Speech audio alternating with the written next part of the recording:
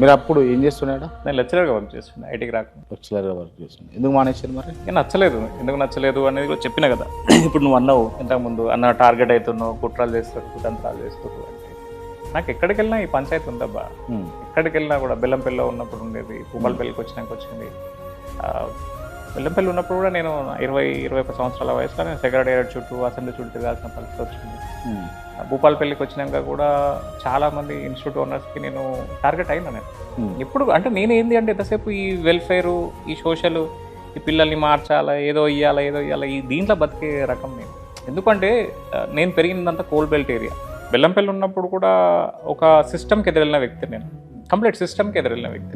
నేనేదో టైంపాస్గా టీచర్ అవుదామంటే అయినా, టైంపాస్గా లెక్చరర్ అవుదాం, టీచర్ అవుదామని ఒక పెద్ద మనిషి దగ్గరికి పోయి ఒక అవకాశం అడిగితే ఆయన కూడా ఇచ్చారు. ఇచ్చిన తర్వాత అది నా స్థాయికి తగ్గది కాదు, ఇంకా కొంచెం బెటర్ ఆపర్చునిటీ కావాలంటే వారు దించి మాట్లాడారు, తగ్గించి మాట్లాడారు. సముద్రాలు పిల్ల కలవాలి, సముద్రాలు కలవాలి, కొండంటి కొట్టే ముక్కలు అవుతావు, ఇట్లాంటి డైలాగులు చెప్పినప్పుడు ఈగో హట్ అవుతారు. ఆయన ఇంటి నుంచి డైరెక్ట్ డిటిపి సెంటర్ పోయి ట్యూషన్ సెంటర్ ఓపెన్ చేసి కొట్లాడిన మనిషిని. ఇప్పుడు శత్రువు మిత్రుడైనట్టు ఏదో సామెత అన్నట్టు ఆయన శత్రువులందరూ నారికి వచ్చి నన్ను ఇరికిచ్చి అంత సైడ్ అయిపోయారు. నేను ఒంటరిగా బలైపోవాల్సి వచ్చింది. అప్పుడు గవర్నమెంట్ టీచర్స్ ప్రైవేట్ ఇన్స్టిట్యూషన్స్ పెట్టద్దు, గవర్నమెంట్ డాక్టర్స్ ప్రైవేట్ హాస్పిటల్స్ పెట్టుకోవద్దని ఒక ఉద్యమం నడుస్తున్నప్పుడు 2004 ఐ థింక్ డి శ్రీనివాస్ గారు ఎడ్యుకేషన్ మినిస్టర్, వైఎస్ రాజశేఖర గారు ఫస్ట్ టైం సీఎం అయ్యారు వారు. అప్పుడు నేను రోజు సెక్రటేరియట్, వారానికి ఒకసారి పోయి సెక్రటేరియట్ అసెంబ్లీ ముందు చేతులు కట్టుకొని నిలిచినప్పుడు పరిటాల రావు అన్న, ఆయన చనిపోయి ఎక్కడ ఉన్నారో కానీ వారు చూసిరు ఒకరు నన్ను చూసి, అరే ఎవడరా నువ్వు రోజు వస్తున్నాడో కూర్చుంటున్నావు, నువ్వేంది అసలు అది అంటే నేను సన్నగా ఉంటాను అన్న, నాది ఇట్లా కోల్ బెల్ట్ ఏరియా ఇట్లా ఇట్లా. వారు తీసుకెళ్ళి, మీరు టీడీపీ వారు కాంగ్రెస్, డి శ్రీనివాస్ గారు తీసుకెళ్ళి పరిచయం చేసి మన పిల్లోడు చూడండి సార్ అని చెప్తే వాళ్ళు ఒక ఆర్డినెన్స్ ఇచ్చారు. ఈ ఆర్డినెన్స్ వచ్చి విద్యా వాలంటీర్ వ్యవస్థ అప్పుడే స్టార్ట్ అయింది. సో దాంట్లో నేను ఒక భాగం. ఆర్డినెన్స్ రావడానికి ఆ జీవో రావడానికి, ఈ గవర్నమెంట్ డాక్టర్స్ ఎవరు ప్రైవేట్ ఇన్స్టిట్యూషన్ పెట్టద్దనడానికి నేను కూడా కారణం అప్పుడు. సో అక్కడ టైం పాస్కి స్టార్ట్ అనే వ్యవస్థ నాకు చుట్టుకుపోయింది. నేను నన్ను లాక్కెళ్ళింది, ఆ టీచింగ్ ఫీల్డ్లోకి లాక్కెళ్ళింది. అక్కడ ఇంకా నాకు బెల్లంపల్లిలో సెట్ అవ్వలేదు, భూపాలపల్లికి వచ్చిన.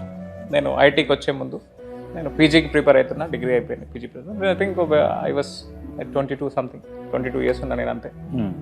భూపాలపల్లికి వచ్చినాక కూడా అక్కడున్న వెనుకబాటుతనాన్ని, ఇప్పుడు నువ్వన్న రౌడీ షీటర్స్ కావచ్చు, నువ్వన్న మాస్ ఫాలోయింగ్ కావచ్చు, అప్పటికి భూపాలపల్లి అనేది వెరీ స్మాల్ ఏరియా. ఎక్కడెక్కడో జంగడ్ ఉండేది, జంగడ్ తర్వాత కొంచెం ముందుకు వస్తే సుభాష్ కాలనీ, ఇది అయిపోయినాక సెంటర్ అయిపోయినాక మొత్తం ఓపెన్ ల్యాండ్. ఓకే, ఎక్కడో ఊరవతల మాక నేను చెప్పే కాలేజీ ఉండేది, ఇట్లా ఉండేది. మొదట అందరు రిజెక్ట్ చేసిన కాలేజ్ యాజమాన్యాలను నేను ఎప్పుడైతే షో అయినా 40 స్ట్రెంత్ ఉన్న కాలేజీ, 180 మెంబర్స్ కెపాసిటీ ఉన్న కాలేజీకి 220 అడ్మిషన్ తెచ్చిన క్యాన్వెన్సింగ్లో ప్రతిభ చూపించినాను నేను.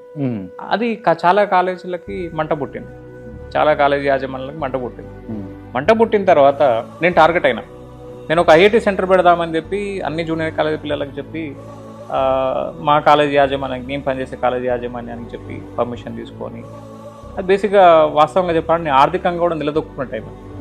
దాదాపు నెలకే 20-25 లక్షలు సంపాదించేంత మార్కెట్ చేసుకున్నాను నేను. ఓకే, కానీ వీడు ఎక్కడి నుంచో వచ్చి మా పొట్ట కొడతాడు ఏంటని చెప్పి అందరు కాలేజీ యాజమాన్యాలు కలిపి నాతో తిరిగే ఒక పిల్లోని నాకే ఇది చేశారు. ఇప్పుడు ఆ పిల్లోడు ఏంటి అంటే, వాడు అట్టడుగు స్థాయి నుంచి వచ్చి, అన్న నీతో మంచిగా పని చేస్తా, మీరంటే నాకు చాలా ఇష్టము, అట్లా ఇట్లా అని చెప్పి వాడు నా దగ్గర నుంచి తీసుకునే ఇన్ఫర్మేషన్ తీసుకొని వాళ్ళకి చేరవేయడం. వాడు ఒక స్టూడెంట్ ఆర్గనైజేషన్లో వర్క్ చేస్తుంటాడు.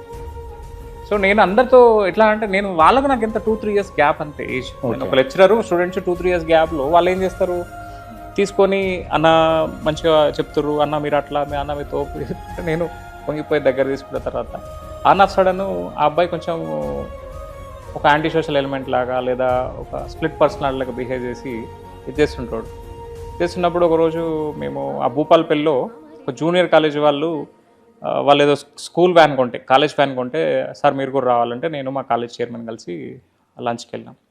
వస్తున్నప్పుడు వీడు దారిలో కలిసి నన్ను ఆయన డ్రాప్ చేసి వెళ్ళిపోయాడు, ఒక్కనే ఉన్నా. దారిలో కలిసి లూజ్ స్టాక్ చేస్తే నేను హిట్ చేయాల్సి వచ్చింది, నేను కొట్టాల్సి వచ్చింది. అది మనసులో పెట్టుకొని వాడు ఏం చేసిండు, ఇక్కడ పడిదక్కడ ఉన్నవి లేనివి విష ప్రచారాలు చేస్తూ చెప్తుంటే నా చెవులో పడ్డప్పుడల్లా నేను లైట్ తీసుకుంటాను. నేను పెద్ద పట్టించుకోని, ఇప్పుడు నువ్వు నా గురించి పని కట్టుకొని ప్రచారం చేస్తున్నావు అంటేనే నీకు నా మీద ఏదో ఉంది అంతే కదా. సో అది అనుకొని లైట్ తీసుకున్నా. లైట్ తీసుకున్న తర్వాత నువ్వన్న ఈ 100 మంది 80 మంది గ్యాంగ్ అంతా ఒకరోజు మేము గ్రౌండ్లో వాకింగ్ చేస్తున్నప్పుడు కలిసిండు. నేను అడిగిన, అరే ఏంట్రా భయ్ నువ్వు జరిగింది అది మనసులో పెట్టుకొని నువ్వు ఇట్లా చేసుకో కరెక్ట్ కాదు, దీనిలో అమాయకులను లాగుతున్నావు, రేపు నువ్వు మొత్తం కొలాప్స్ అవ్వాల్సి వస్తుంది, వద్దు బిడ్డ అన్నట్టు చెప్పినాం మేము. చెప్పిన తర్వాత నువ్వన్న ఈ తిరుపతి పక్క తీసుకొని మనం కొట్టిన తర్వాత అది మనసులో పెట్టుకొని 2 days తర్వాత వాళ్ళ స్టేట్ లీడర్షిప్ని మిగతా 20 మందిని తీసుకొచ్చి కాలేజ్ చుట్టి అయిపోయినాక నా మీద చేయలేపిండు. వాడి ఉద్దేశం ఏంది, నన్ను కొట్టి బతికి బట్టగట్టే అంత దమ్ము వాడు లేదు, కానీ వాడి ఉద్దేశం ఏంది, నన్ను డౌన్ చేయాలి, అందరి ముందు నేను చేయలేపినని చూపించాలి. వాడికి కావాల్సింది ఆ స్వల్ప సంతోషమే, అల్ప సంతోషం. తిరుపతి వచ్చి వాడు డైరెక్ట్ కరస్పాండెంట్ ముందే మళ్ళీ వీడిని కొట్టడం స్టార్ట్ చేసిండు. డైరెక్ట్ వెళ్ళి ఈ అబ్బాయి SC/ST కేసు పెట్టేసిండు. పెట్టిన తర్వాత అక్కడున్న CI గారు అక్కడున్న లీడర్షిప్ అందరికీ నేను తెలుసు. సో నువ్వు వెంకట్ ప్రమేయం ఏం లేదు, ఆ పిల్లోడే వెంకట్ మీద ప్రేమతో. నేను చాలామంది మంచి చేసినబ్బా, ఇప్పుడు నువ్వు నన్ను తిట్టినావు, నాకు అన్యాయం చేయాలని చూసినావు, నన్ను టార్గెట్ చేస్తున్నావు, నన్ను బదనాం చేస్తున్నావు, నేనే రియాక్ట్ అవ్వాల్సిన అవసరం లేదు. నేను 20 సంవత్సరాలు చాలామంది మంచి చేసి ఉంటాను, వాళ్ళు ఎవరో ఒకరు రియాక్ట్ అవుతారు. వాడు వచ్చి కొడుతున్నావు తిడుతున్నావు ఇంకేదో చేస్తున్నావు, నేను బాధ్యని కాదు కదా. సో అట్లా జరిగింది. అట్లా జరిగిన తర్వాత పోలీసు వారు ఎంక్వైరీ చేస్తాము, ఆన్ ఆఫ్ సడన్ మేము కేసు ఫైల్ చేయలేమని చెప్పిన తర్వాత అక్కడ నాకు బాధ అనిపించే విషయం ఏంటంటే 180 మందిలా 140 మంది టీసీలు అప్లై చేస్తాను దిగింది. వెంకట్ సార్ని కనుక మీరు కాలేజ్ యాజమాన్యం కూడా వాడితో కుమ్మక్క అయిపోయింది, ఆ మాఫియాతో కుమ్మక్క అయిపోయింది. కుమ్మక్క అయిపోయి కాలేజ్ యాజమాన్యం ఉండి వెంకట్ గారు మీరు రిజైన్ చేసి వెళ్ళిపోండి అంటే నేను రెడీ అయిపోయాను, ఆల్రెడీ రిజైన్ చేశాడు, పేపర్ ఆడ పెట్టుకున్నాను, సార్ తీసుకెళ్ళండి సార్ అని చెప్పి. వాళ్ళు పిల్లలంతా కొంచెం ప్రెస్టీజియస్ తీసుకొని లేదు మీరు వెళ్ళిపోతే మేము ఉండం, మాకు టీసీలు కావాలండి. ఇప్పుడు నేను బీకామ్లో QT అనే సబ్జెక్ట్ చెప్తుండే, quantitative techniques mathematical related. Next BScలో మ్యాథ్స్ చెప్తున్నప్పుడు దానిలో BJC పిల్లలు కూడా టీసీలు అప్లై చేశారు. మీరు టీసీలు ఇవ్వకపోతే మేము యూనివర్సిటీకి పోతామన్నారు. కాలేజీలో లెక్చరర్ క్లాసుకు పోతే పిల్లలు బయటకు వచ్చేటోళ్ళు, కాలేజ్ బస్సు నడవలే, క్లాసులు నడవలే. అది చూడడానికి సినిమాటిక్ స్టోరీ లాగా ఉన్నా కూడా నాకు కొంత బాధ అనిపించింది. ఎగ్జామ్ చూస్తే 20 రోజుల తేడా ఉన్నది, 20 రోజుల గ్యాప్లో ఎగ్జామ్స్ ఉన్నాయి.